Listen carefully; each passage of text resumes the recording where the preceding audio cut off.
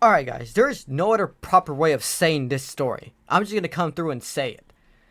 So, a Georgia man is suing a hospital because the hospital had removed his skull and they lost his skull and are now making him fork over 19K in payments to replace his skull because they had lost his skull.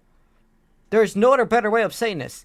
An Atlanta hospital allegedly loses a 28 square inch chunk of a man's skull and bills him 19K for replacement. It is a lawsuit. The man who had his skull lost is suing the hospital, rightfully so, because the hospital should not be getting away with losing a man's skull. A Georgia man is suing an Atlanta hospital after staff allegedly lost a nearly 28 square inch piece of his skull after a routine procedure, and then billed him for a synthetic replacement when they couldn't find it. Fernando Cluster checked in to a Normie University Hospital, Midtown, in September 2022 for an, I'm not going to say those words, commonly known as a brain bleed. A doctor determined a 4x7 by 6 inch piece of his skull needed to be removed to reduce pressure, according to an August 8th complaint obtained by the Atlanta Journal-Constitution.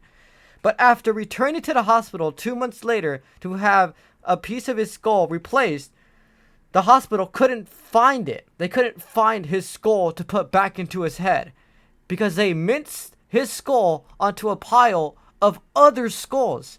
Other patients' bone fragments. The hospital placed it there. The hospital neglectfully lost a part of this man and placed his skulls into another piles of other unidentified skulls. That is just outrageous. I have never seen that much. I don't even have an accent and I'm just stuttering while I'm saying this. That is outrageous. I have never seen this much neglectful handling in the medical industry ever. I'm pretty sure no one has. You're gonna lose a man's skull, which he was supposed to have back into his head eventually, and then make him, the man that had his skull lost, pay for a replacement. How low do you have to be as a company to even possibly do this? Like, how low do you have to be?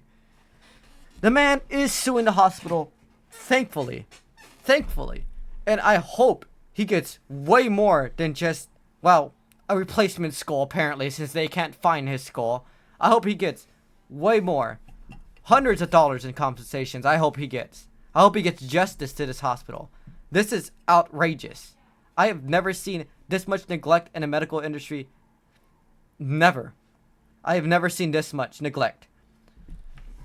It makes you wonder, if this hospital is losing bones left and right, well, what if you want to do, like, let's say, a liver transplant, and they already took out a liver from another patient? Will that other patient's liver go missing as well?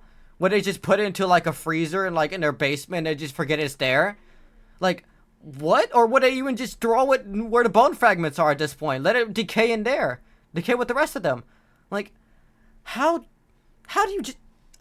I can't even explain it without just pausing. I don't understand how this happens. Like, I feel like we're moving backwards when it comes to the medical industry, especially towards patients. And this is in America too, so the payments for this is gonna be, 19K for a replacement, and then much more for, like, physical therapy because he's gonna have part of his skull missing. Like, medication, more. There's going to be way more than just 19K just to pretty much make sure this guy is all comfortably well enough to even move. I have no words. I am at a loss for words. What has this become to?